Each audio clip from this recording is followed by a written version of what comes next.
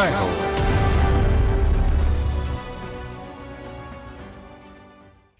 నమస్కారం. అత్యంత సామాన్యుల అసమాన విజయగీతిగా ఈటీవీ జయహోకు స్వాగతం. పసి వయసులో పసుపు తాళ్లు, బాల్యం వీడకముందే మూడు ముళ్ళు. దేశంలో అనేక ప్రాంతాల్లో, ముఖ్యంగా రాజస్థాన్లో ఇదే పరిస్థితి. కానీ అక్కడ ఆల్వార్ జిల్లాలో ఓ బాలిక సాహసంగా పోరాడి పెళ్లిచెర తప్పించుకుంది. బాలల పెళ్లిళ్లకు వ్యతిరేకంగా చైతన్య నగారా మోగించింది. కోవిడ్ కమ్మిన వేళ లాక్డౌన్ రోజుల్లో చిన్న వ్యాపారులు, హస్తకళా నిపుణుల జీవన చిత్రాలు ఛిద్రమయ్యాయి. విక్రయాలు లేక బతుకుపోరు కణాకష్టమైంది. సరిగ్గా అప్పుడు ఓ మానవతామూర్తి అండగా నిలిచి వారి జీవన రేఖను మార్చారు. వైవిధ్య విజేతల స్ఫూర్తి కథనాలతో మీ ముందుకు వచ్చింది జై హో. జై హో.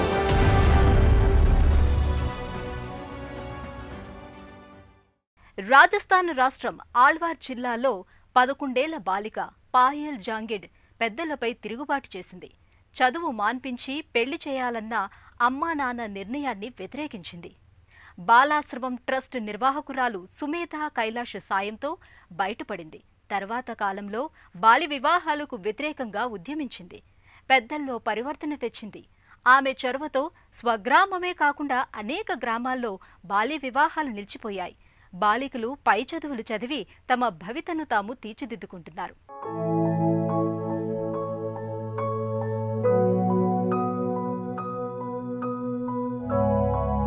పాయల్ జాంగిడ్ ఒక సాహసి. ఎలా చూసినా తనే కథానాయకుడు, కథానాయకి. ఈమెది రాజస్థాన్ రాష్ట్రం ఆల్వార్ జిల్లా హిమ్స్లా అనే ఓ చిన్న పల్లెటూరు. సాంఘిక దురాచారాలు శాసించే ఊరు.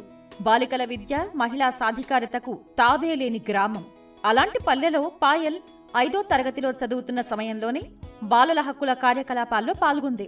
11 ఏళ్ల వయసులో ఆమె ఓ సంచలన నిర్ణయం దిశగా అడుగులు వేసింది. చదువు మాన్పించి తన పెళ్లికి ఒత్తిడి చేస్తున్న కుటుంబ సభ్యుల్ని ఎదిరించింది. అదృష్టవశాత్తు అప్పుడు బాలాశ్రమ్ ట్రస్ట్ వ్యవస్థాపకురాలు సుమేధా కైలాష్ ఆపద్బాంధవిలా వచ్చి కాపాడారు. ఆమె సాయంతో బాల్య వివాహ బంధం నుంచి తప్పించుకోగలిగింది.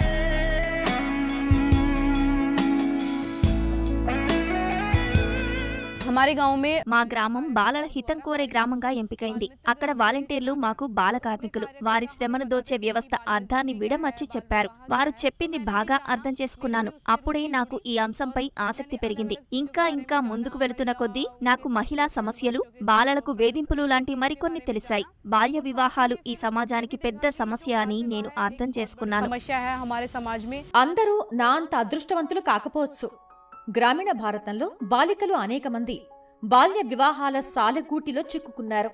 ఈ సాంఘిక దురాచారాన్ని చరమగీతం పాడాలని పాయల్ నిశ్చయించింది. రాజస్థాన్ అంతటా ఉన్న పేదరికం వల్ల 12 ఏళ్ల చిన్నపిల్లల్ని గుర్తించడమే కష్టంగా ఉంది. ఎందుకంటే ఆ వయసులోనే వీరికి బలవంతంగా పెళ్లిళ్లకు ఒప్పిస్తున్నారు. అందువల్ల చదువు మానేస్తున్నారు. ఈ క్రమంలో పాయల్ 2013లో ఆల్వార్లో బాల పంచాయత్ అంటే చిల్డ్రన్స్ పార్లమెంటుకు నాయకత్వం వహించింది. బాల పంచాయత్ అంటే ఇంటా బయట బాలలు ఎదుర్కొనే సమస్యల్ని ప్రస్తావించి చర్చించే వేదిక. బాల్ వివాహ को खत्म करने के लिए బాల్య వివాహాల నిరోధానికి మేము ఇంటింటికి తిరిగి చైతన్యం తెచ్చాం. ప్రదర్శనలు నిర్వహించాం. మేము మహిళలు, యువతకు సంబంధించిన మాన్యువల్స్ తయారు చేస్తాం. అందుకే వారి మద్దతు కోరాం. తొలుత అనేక సవాళ్లు ఎదురయ్యాయి. ప్రజలు వినేందుకు ఇష్టపడలేదు. మమ్మల్ని దూరంగా ఉంచేవారు. నేను వారి పిల్లలను చెడగొడుతున్నానని అనేక మంది మా అమ్మ, నాన్నకు ఫిర్యాదు చేశారు. అయితే నేను బాలికలు చదువుకుంటే గ్రామానికి ఎంతో మేలు జరుగుతుందని నాన్నకు నచ్చజెప్పాను. వికాస్ होगा, ये बच्चे आगे बढ़ेंगे. పాయల్ కేవలం బాల్య వివాహాలు, బాలకార్మిక వ్యవస్థ అనర్థాలపై గళమెత్తడానికే పరిమితం కాలేదు. పిల్లల్ని బడికి పంపాల్సిన ఆవశ్యకతను గ్రామీణులకు విడమర్చి చెప్పారు. ఎట్టకేలకు ఆమె కృషి ఫలించింది. తను ఇలా చైతన్యయాత్ర సాగిస్తుండగానే గ్రామాన్ని బాలమిత్ర గ్రామంగా ప్రకటించారు. బాల పంచాయత్ ఆధ్వర్యంలో పాయల్ స్వగ్రామం హిమ్స్లాలో బాల్య వివాహాలను పూర్తిగా నిరోధించగలిగారు. బడికి వెళ్లటం, చదువుకోవటం తమ హక్కుగా బాలలు గుర్తించారు. ఇలా తన గ్రామాన్ని మరింత బాలలహిత గ్రామంగా మార్చేందుకు పాయల్ కృషి చేస్తున్నారు. పాయల్ హిమ్స్లా, ఆ చుట్టుపక్కల గ్రామాల్లో యువజనులు, మహిళా సంఘాల సభ్యులతో ప్రదర్శనలు, నిరసన ప్రదర్శనలు నిర్వహించారు.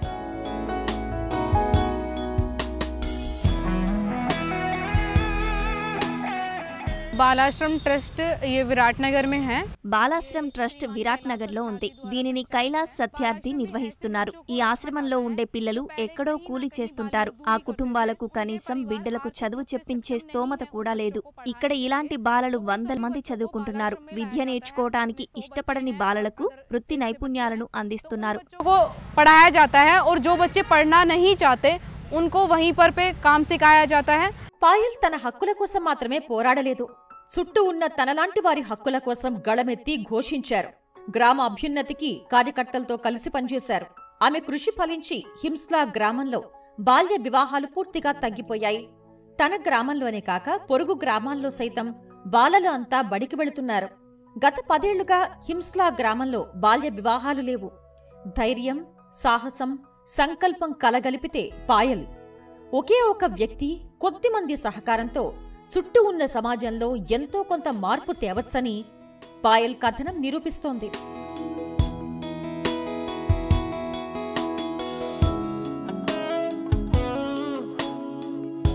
हमारे गांव में बाल पंचायत बनी तो सर्वप्रथम मैं उसमें बाल सरपंच बनी। మేము మా గ్రామంలో బాల పంచాయత్ను నిర్వహించాం. నేనే సర్పంచ్. తొలుత మేమెన్నో సమస్యల్ని ఎదుర్కొన్నాం. ఇప్పుడు పరిస్థితి చాలా మెరుగ్గా ఉంది. ఏడాదికో 2 ఏళ్లకో మేము బాల పంచాయత్ పునర్వ్యవస్థీకరించి కొత్త పంచాయత్ ఏర్పాటవుతుంది. మేము గ్రామ పంచాయతీతో కలిసి పనిచేస్తాం. వారు మాకు కావలసిన గుర్తింపును అందిస్తారు. మేము ప్రస్తావించిన సమస్యలను వింటారు. ये बच्चे आएंगे और हम इनकी जो भी समस्याएं होंगी उन पर सुनवाई करेंगे। బాల్య వివాహాలకు వ్యతిరేకంగా పోరాడుతున్న పాయల్ కృషికి అంతర్జాతీయ గుర్తింపు లభించింది. 2013లో వరల్డ్ చిల్డ్రన్స్ ప్రైజ్ న్యాయ నిర్ణేతల కమిటీలో సభ్యురాలయ్యారు. 2015 జనవరిలో నాటి అమెరికా అధ్యక్షుడు బరాక్ ఒబామా, సతీమణి మిషెల్ ఒబామా మన దేశానికొచ్చిన సందర్భం. తమను కలిసిన కైలాష్ సత్యార్థిని పాయల్ను వారు అభినందించారు. 2019 సెప్టెంబర్ 25న పాయల్కు Bill and Melinda Gates Foundation నుంచి goal keepers global change maker award లభించింది.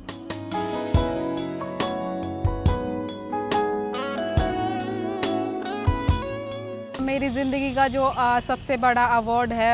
నేను నా జీవితంలో సాధించిన పెద్ద విజయం లేదా లభించిన ప్రోత్సాహకం ఏమిటంటే మా అమ్మమ్మ 500 రూపాయలు ఇస్తూ నేను సమాజం కోసం ఎలా పనిచేస్తున్నానో చెప్పి ఊరిలో అందరి ముందర నన్ను మెచ్చుకోవటం. ये हमारी पोती है और ये समाज के लिए काम कर रही है, तो वो ही सबसे बड़ा पुरस्कार था मेरे लिए। ఉపాధ్యాయుని కావాలి అన్నదే తన ఆశయం, ఆకాంక్ష. సాగిస్తున్న నిరంతర కృషితో అది సాధించలేని అద్భుతమేమీ కాకపోవచ్చు. ఇప్పటికే ఆమె విజయం మీద అమ్మా నాన్న సంతోషంతో ఉన్నారు. బాలల హక్కుల పరిరక్షణలో పాయల్ అవిశ్రాంత పోరాట యోధురాలు. సామాజిక దురన్యాయాలపై అందరి గళాలు ఒక్కటై ప్రతిధ్వనించాలి. ఇందుకోసమే పాయల్ తన కృషిని కొనసాగిస్తున్నారు. सभी महिलाओं से ये कहूंगी, जो भी होता है। మహిళలకు నా సందేశం ఏమిటంటే ప్రస్తుత పరిస్థితికి చింతిస్తూ ఇలా రాసిపెట్టి ఉంది అనే మాటల్ని దయచేసి అంగీకరించవద్దు. ఏ సమస్యలు ఉన్నా పోరాడాలి, వేధింపులను ఎదిరించాలి. అప్పుడు మాత్రమే తమ కలలను నిజం చేసుకోగలరు. अपनी जो समस्याएं हैं उनसे लड़े और अपने जो सपने हैं उन्हें साकार करने के लिए हमेशा प्रयत्न करें।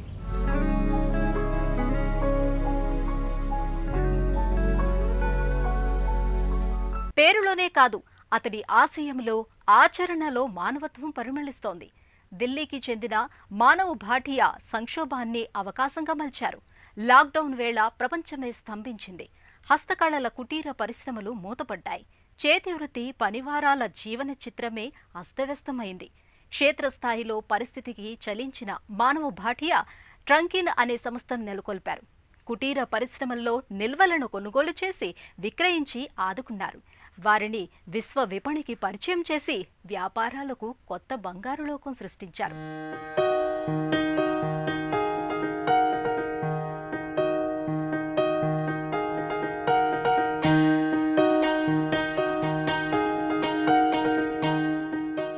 మానవాళికి అంతుబట్టని వింత ఉపద్రవం కోవిడ్ కొన్నేళ్ల క్రితం జనజీవితాలను అల్లకల్లోలం చేసింది. ప్రపంచాన్ని శాసించి ఆర్థిక స్థితిగతులను దెబ్బతీసింది. రవాణా నిలిచి, గిరాకీ తగ్గి, రాబడి లేక చేతివృత్తుల పనివారు తీవ్రంగా నష్టపోయారు. ఢిల్లీలో స్థిరపడ్డ మానవ్ భాటియా అనే న్యాయ విద్యార్థిని వారి దుస్థితి కలచివేసింది. నవజీవన్ విహార్లో నివసిస్తున్నారు. హర్యానా రాష్ట్రం సోనేపట్ జిల్లాలోని ఓపీ జిందాల్ గ్లోబల్ యూనివర్సిటీలో ఎల్ఎల్బి చేశారు. తర్వాత మానవ్ భాటియా కొందరు న్యాయవాదులతో కలిసి న్యాయ సలహా సంస్థను ప్రారంభించారు. కోవిడ్ కాలంలో చేతివృత్తుల కళాకారుల కష్టాలు, కన్నీళ్లు తనని కదిలించాయి. వారితో మాట్లాడిన తర్వాత ఒక ఆలోచన అంకురించింది. ఫలితమే 2021లో ట్రంకిన్ సంస్థ ఆవిర్భావం. కోవిడ్ మహమ్మారి విరుచుకుపడ్డ వేళ దెబ్బతిన్న పనివారికి సాయపడ్డమే ట్రంకిన్ ధ్యేయం.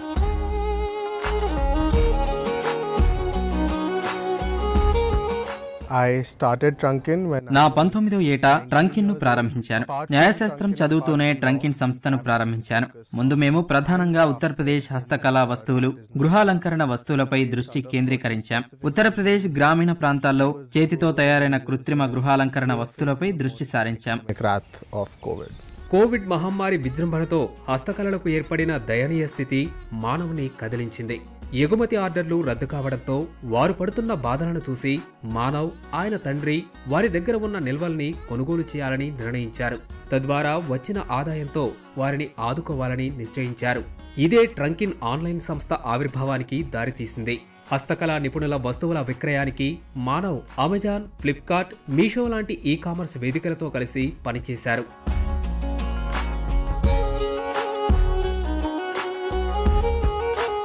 Trunkin comes from the word trunk. Trunk పదం నుంచి ట్రంకిన్ వచ్చింది. ట్రంక్ అంటే పాత వస్తువులను భద్రపరిచే పెట్టె. సీజన్ లో ఉపయోగించని వస్తువులను ఆ సీజన్ అంతా దూరంగా ఉంచుతారు. ట్రంకు పెట్టెలో పెట్టి అటకెక్కిస్తారు. కోవిడ్-19 వేళ మేము గమనించిన భావన ఇదే. ఆ సమయంలో కృత్రిమ ఉత్పత్తులన్నీ వృధాగా పడి ఉంటాయి. అవే ఆర్థికంగా ప్రభావితం చేస్తాయి.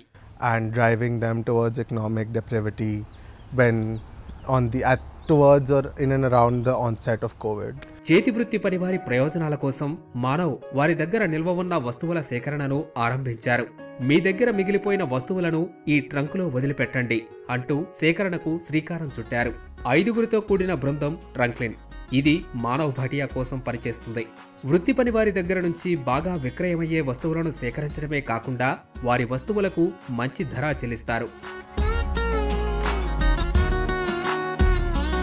My vision, I would say, has already been executed. నా విజన్ ని నేను ముందే అమలు చేశానంటాను. స్టార్టప్ కోసం నిధులు సేకరించే బహుళజాతి సంస్థగా దీన్ని తీర్చిదిద్దరాదని భావించాను. హస్తకళాకారులకు ఇతరత్రా మార్గాలు లేకపోతే వారితో కలిసి పనిచేయడానికి ట్రంకిన్ లాంటి సంస్థలు సంసిద్ధంగా ఉన్నాయని చెప్పడం మా ఉద్దేశం. మేము మా సంస్థను స్థాపించినప్పుడు ఒక మామూలు సంస్థగానే ప్రారంభించాం. అన్ని ఉత్పత్తులను తీసుకుని విక్రయించాం. తద్వారా వారు మన దేశ మార్కెట్లోనే మంచి ఫలితాలను పొందుతున్నారు. వచ్చిన లాభాలతో వారికి ఉచిత నేత్ర వైద్య శిబిరాలను నిర్వహిస్తున్నాం. అంటే వారు సమాజానికి తిరిగి ఇస్తున్నారన్నమాట.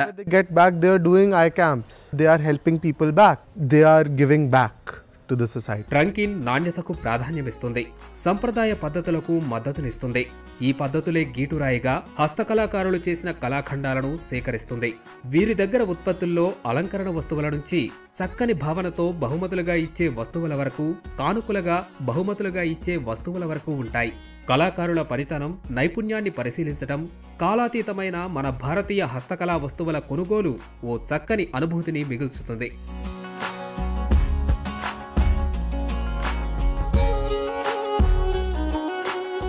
తొలుత ట్రంకిన్ నేతృత్వంలో హస్తకళల నిపుణులు తమ ఉత్పత్తులను విదేశాల్లో విక్రయించలేని పరిస్థితి ఉండేది. నిల్వలు మిగిలిపోయి సమస్యలొచ్చాయి. వీటిని మానవ్ ఆన్లైన్లో విక్రయించడానికి అమెజాన్ బిజినెస్ అకౌంట్ తీసుకున్నారు. కోవిడ్ తర్వాత వినియోగదారుల అభిరుచిలో మార్పు స్పష్టంగా కనపడింది. ప్రజలు చిన్న చిన్న విలాస వస్తువులను ఇష్టపడ్డారు. వీరి అభిరుచి మార్పు ట్రంకిన్ ఉత్పత్తులు ప్రజాదరణ పొందడానికి కారణమైంది. ప్రాచుర్యం వచ్చింది. ఈ విధంగా ట్రంకిన్ కళాకారులకు మద్దతునిచ్చింది. హస్త కళాకారుల వ్యాపారం నిలబడింది.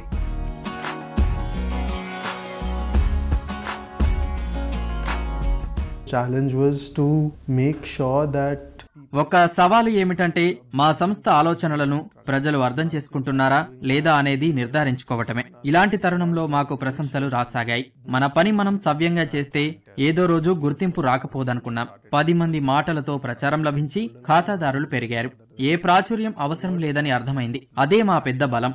these fictional things or did not need for them to be fake. That's what my biggest challenge was. ట్రంకిన్ ప్రత్యేకతలు ఏమిటంటే అందుబాటు ధరలో అందించడం, చేతి వృత్తుల వారికి ప్రత్యక్షంగా మద్దతునివ్వటం. ఈ విధానం గృహాలంకరణ సామాగ్రి మార్కెట్లో ట్రంకిన్ సంస్థ బ్రాండ్కు ప్రత్యేక గుర్తింపు తెచ్చింది. బయట ఆర్థికంగా ఎన్నో సవాళ్లున్నా అందుబాటు ధరలోనే విక్రయించడంతో సంస్థను ప్రత్యేకంగా నిలిపింది. వచ్చిన లాభాలను చేతి వృత్తుల కళాకారుల జీవన స్థితిగతుల మెరుగుకు పెట్టుబడిగా పెడతారు.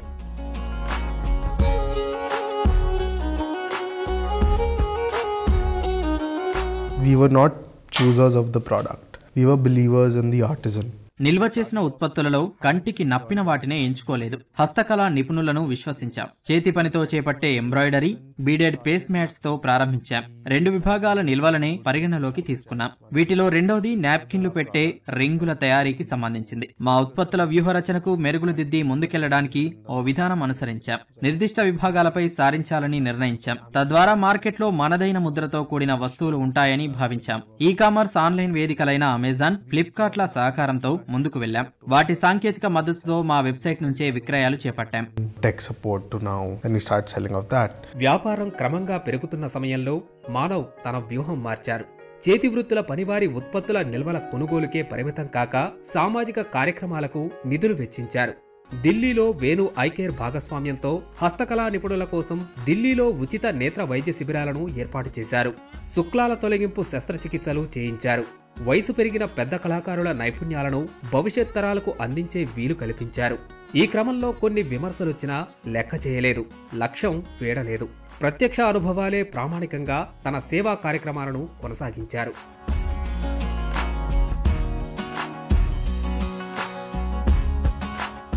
బాల్య వివాహ చెర నుంచి సాహసంతో తప్పించుకున్న పాయల్ జాంగిట్ పెద్దల కళ్లు తెరిపించారు. సాంఘిక దురాచారాలపై సాగే పోరుకు ఓ బలమైన గళమయ్యారు. లాక్డౌన్ కాలంలో భుక్తి గడవని హస్తకళా నిపుణులకు బతుకుదారి చూపారు మానవ్ భాటియా. మన హస్తకళా నిపుణుల ప్రత్యేకతను విశ్వ విపణికి పరిచయం చేశారు. పాయల్, మానవ్ ఇద్దరూ విజేతలే. మరిన్ని కథనాలతో వచ్చే వారం జైహోలో మళ్లీ కలుద్దాం. నమస్కారం.